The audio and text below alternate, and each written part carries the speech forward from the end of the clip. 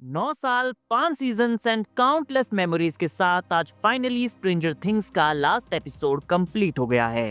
And man, क्या journey रही है। मुझे आपका पता नहीं, बट मुझे एक और सीजन चाहिए because it was so peak. Now let's break down the finale of Stranger Things season 5। Because I know आपके माइंड में काफी सारे सवाल होंगे कि क्या हमें हैप्पी एंडिंग मिली भी है या नहीं, क्या 11 जिंदा है या फिर ये माइक की बस एक थ्योरी है। स्ट्रेंजर थिंग्स का एंड होता है हमारे हीरोज के साथ जो फाइनली एक साथ मिलकर वेक्ना और माइंड फ्लेयर को हरा देते हैं। हालांकि इस दौरान हमें ये दिखाया गया है कि 11 काली के साथ अपने प्लान के अकॉर्डिंग खुद को सेक्रीफाइस कर देती है। लेकिन एपिसोड का एंड होता है माइक एंड उसके क्रेजी थ्योरी के साथ, जो कि उसके लव एंड ऑडियंस को एक हैप्पी एंडिंग देती है।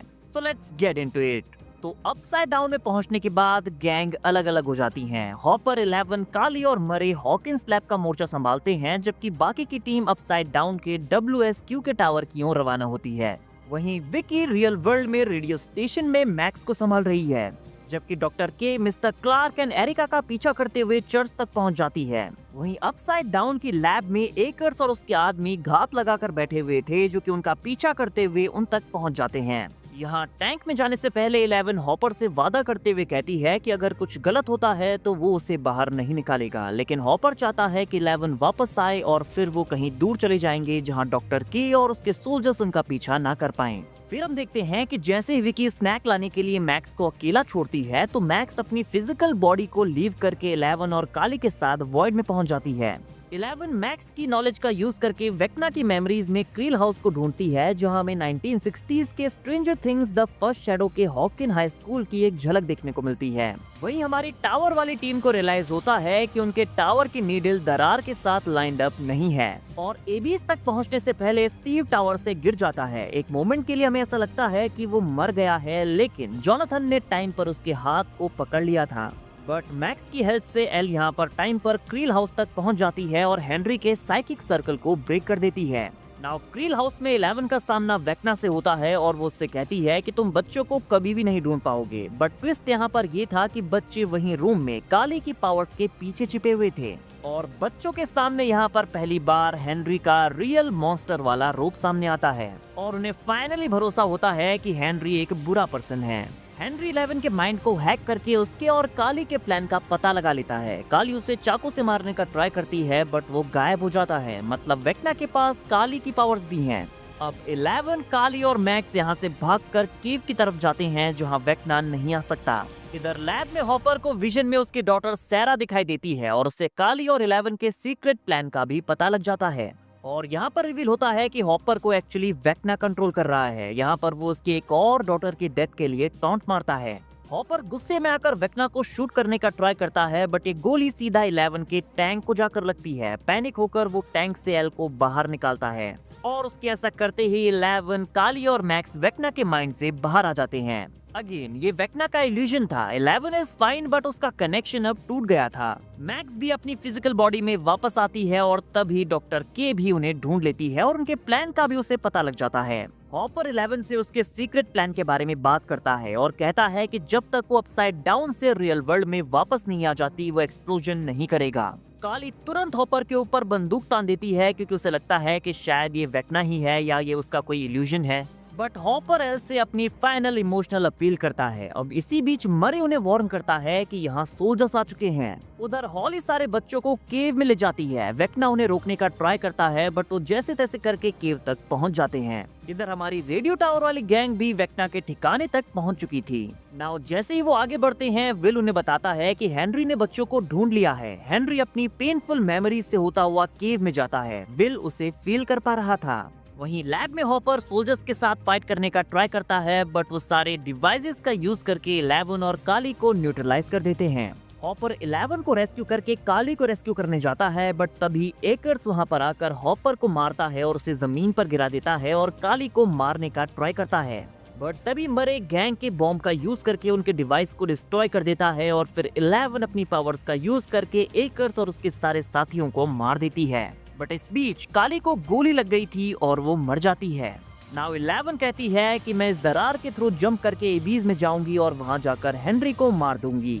हॉपर काफी इमोशनल हो जाता है, बट 11 कहती है कि ये मेरी चॉइस है, मुझे ये करने दो। वहीं केव के अंदर हेनरी को अपने बचपन की सबसे पेनफुल मेमोरी दिखाई देती है। इस मेमोरी को यहाँ पर विल भी देख पा रहा था। हम देखते हैं कि यहाँ पर हेनरी ने कैसे उस साइंटिस्ट का मर्डर किया और इस बॉक्स को ओपन किया, जिसके अंदर एक मिस्टीरियस ग्लोइंग स्टोन था जिसने हेनरी को हमेशा के लिए बदल कर रख दिया। इसके अंदर बेसिकली माइंड फ्लेयर के पार्टिकल्स थे जिन्होंने हेनरी के कांटेक्ट में आकर उसके माइंड को करप्ट कर दिया और उसे उसका साथ देने पर मजबूर कर दिया। तो यहाँ पर ये थ्योरी क्लियर हो जाती है कि माइंड फ्लेयर डायमेंशन एक्स का एक एलियन क्रीचर है जिसने विल से पहले यंग हेनरी को अपना शिकार बनाया था। विल हेनरी से बात करता है और कहता है कि तुम इसके विक्टिम हो और हम सब मिलकर इसे रोक सकते हैं। हेनरी रोते हुए कहता है कि माइंड फ्लेयर ने मुझे वर्ल्ड की रियलिटी दिखाई है और माइंड फ्लेयर ने मुझे कंट्रोल नहीं किया, बल्कि मैंने खुद माइंड फ्लेयर से जुड़ने का फैसला किया। अब यहाँ पर वेक्ना की लेयर जिंदा हो जाती है जो कि माइंड फ्लेयर की ट्रू फॉर्म थी, जो कि बेसिकली एक स्पाइडर का फॉर्म है जिससे हेनरी खेला करता था। बचपन में वो इसे ड्रॉ भी किया करता था।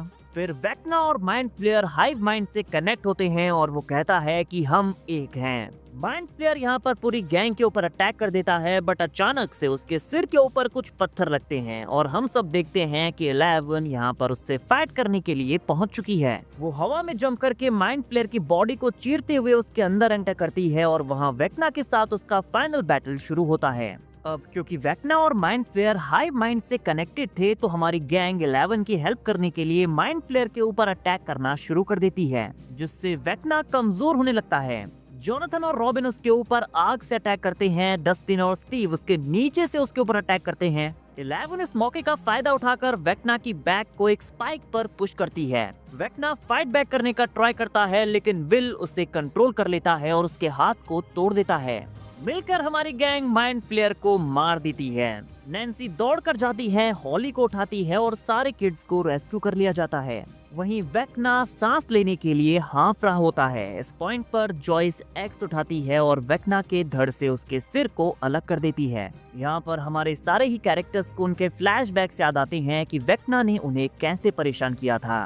डस्टिन हॉपर और मरे को बताता है कि एल के साथ साथ पूरी टीम सेफ है और उनका प्लान सक्सेसफुल रहा। डस्टिन कहता है कि अब अपसाइड डाउन को डिस्ट्रॉय कर दो और मरी यहाँ पर एक्सप्लोजन को एक्टिवेट करता है। सब लोग काफी खुश थे, बट अब भी एपिसोड का काफी लंबा टाइम बचा हुआ था। अब जब सब लोग घर पहुंचते हैं तो वो सारे डॉक्टर के को पाते हैं जो कि अपनी टीम के साथ उनका इंतजार कर रही थी। एक पल के लिए उन्हें लगता है कि 11 मिसिंग है, लेकिन फिर उन्हें रियलाइज होता है कि वो अपसाइड डाउन में ही रह गई है। माइक 11 के माइंड में एंटर करता है। वो उससे कहती है कि जब तक वो यहाँ पर है ये सब नहीं रुकेगा। वो कहती है ये मेरी चॉइस है और तुम्हें ये समझना होगा। और इस मोमेंट में हमें उन दोनों की पास्ट मेमोरीज दिखाई जाती हैं और वो दोनों एक किस के साथ एक दूसरे को गुड बाय कहते हैं। जब माइक रियल वर्ल्ड में वापस आता है तो सबको रियलाइज होता है कि यहाँ पर क्या हो रहा है। वो सारे अपनी फ्रेंड के लिए चीखते हैं, चिल्लाते हैं, लेकिन उसी टाइम पर लैब और अपसाइड डाउन तबाह हो जाता है और हम सबको लगता है कि 11 मर गई है। नाउ अब हॉकिंस में हम 18 महीनों के बाद का दिन देखते हैं। हॉकिंस को रिबिल्ड किया जा रहा है। रॉबिन अपने रेडियो माइक पर वापस आ गई है और बता रही है कि कैसे सब कुछ बदल चुका है। स्टीव अब एक बेसबॉल टीम का कोच बन गया है, जहां पर वो डिलाइटफुल डेरिक समेत कई सारे प्लेयर्स को बेसबॉल सिखाता है। बिकॉज वी ऑल नो कि स्टीव से ज्यादा बेहतर इस्तेमाल बेसबॉल बैट का किसी ने किया नहीं है। हाँ, मैं उसके आइकॉनिक बेसबॉल बैट की बात कर रहा हूँ। हमारा main group finally high school से ग्रेजुएट होने वाला है। लूकस एंड मैक्स अब भी प्यार में हैं। डस्टिन अपनी क्लास का टॉपर है। विल जॉयस और हॉपर के साथ हैप्पी है, जबकि माइक अब भी अपने खोए हुए प्यार के गम में डूबा हुआ है। हॉपर माइक के पास बैठता है और उसे समझाता है कि एल के इस फैसले को एक्सेप्ट करो। माइक हॉपर की बात को समझ जाता है और ग्रेजुएशन सेरेमनी में जाता है, जहां डस्टिन एक इमोशनल स्पीच देता है, लेकिन एंड में वो प्रिंसिपल हिगिंस और उनके लोगों को बुरी तरह से रोस्ट कर देता है। वो अपनी टोपी और गाउन उतारकर हेलफायर क्लब की टी शर्ट दिखाता है, जिसे देखकर पूरा क्राउड खुश हो जाता है। और जब हिगिंस यहाँ पर माइक को संभालता है तो माइक को स्पीकर से आने वाली आवाज में कुछ ऐसा सुनाई देता है जो कि उसे एल की याद दिलाता है। फिर हमें पता चलता है कि जोनाथन NYU में एक फिल्म स्टूडेंट है। नैन्सी बताती है कि उसने एक पेपर में काम करने के लिए एमर्सन से ड्रॉप ले लिया है। स्टीव, रॉबिन, जोनाथन और नैन्सी अपनी फ्रेंडशिप हमेशा के लिए बनाए रखने के लिए हर मंथ एक बार फिलाडेल्फिया में रॉबिन के अंकल के घर में मिलने का फैसला करते हैं। और एंड में हम जॉयस एंड हॉपर को एंजोस के रेस्टोरेंट में एक डेट पर देखते हैं, जहां पर हॉपर शादी के लिए जॉयस को प्रपोज करता है और जॉयस हाँ करती है। और स्ट्रेंजर थिंग्स की कहानी को हम फाइनली एक बार फिर से व्हीलर के बेसमेंट में जाते हुए देखते हैं, जहां पर फाइनली मैक्स भी हमारे बॉयज के साथ D&D प्ले करती है। माइक यहाँ पर अपने सारे फ्रेंड्स का फ्यूचर नैरेट करता है और एंड में वो उससे पूछते हैं कि स्टोरी टेलर का क्या होगा। और हम देखते हैं कि माइक आगे चलकर एक प्रोफेशनल राइटर बनेगा, जहां वो अपने दोस्तों से इंस्पायर्ड स्टोरीज लिखेगा ताकि सबको उनकी बहादुरी के बारे में पता चले। लेकिन एक कहानी ऐसी है जिसे वो कभी नहीं बता सकता, और ये कहानी है मेज की। मेज एक्चुअली 11 का D&D वाला नाम है। माइक कहता है कि काली ने अपनी पावर्स का यूज करके 11 को छिपा दिया ताकि वो टनल्स के रास्ते भाग सके और डॉक्टर के उस तक ना पहुंच पाए। जिस एल को हमने मरते हुए देखा वो रियल नहीं थी। मरने से पहले काली ने एक ऐसा इल्यूजन क्रिएट किया ताकि सबको ये बिलीव हो जाए कि एल मर गई है। माइक कहता है कि कोई भी नहीं जानता कि एल कहाँ गई है, बट मुझे यकीन है कि वो कहीं खूबसूरत दुनिया में है और बहुत ज्यादा खुश है। और एंड क्रेडिट्स में माइक की ये थ्योरी कंफर्म हो जाती है, जहां पर हम एल को कई सारे झरनों से भरे हुए एक खूबसूरत लैंडस्केप में देखते हैं, जहां हमें एक छोटा सा शहर भी दिखाई देता है और यहाँ उसने अपना घर बना लिया है। एंड फाइनली वो सारी प्रॉब्लम से फ्री हो गई है। मैक्स उससे कहती है कि ये बस तुम्हारी थ्योरी है। माइक कहता है हाँ, लेकिन मैं इस पर भरोसा करता हूँ और मैं मानता हूँ कि ऐसा ही हुआ है। और उसके सारे फ्रेंड्स कहते हैं कि हाँ, हम भी यही मानते हैं। तो यहाँ पर माइक एंड उसके फ्रेंड्स की तरह ऑडियंस के लिए भी यही नैरेटिव सेट किया गया है कि ये आपके ऊपर है कि आप क्या मानते हैं, 11 जिंदा है या नहीं। एंड गाइस, इसी के साथ सिनेमा हिस्ट्री का one of the greatest show, जिसके साथ हमारी कई सारी यादें जुड़ी हुई हैं, खत्म हो जाता है। मैं काफी खुश हूँ कि हमें एक हैप्पी एंडिंग देखने को मिली है, बट थोड़ा सा सैड भी, क्योंकि अब हमें स्ट्रेंजर थिंग्स का न्यू सीजन या नया एपिसोड कभी देखने को नहीं मिलेगा। बट एनीवेज गाइस, आपको स्ट्रेंजर थिंग्स का फिनाले कैसा लगा कमेंट करके जरूर बताइए।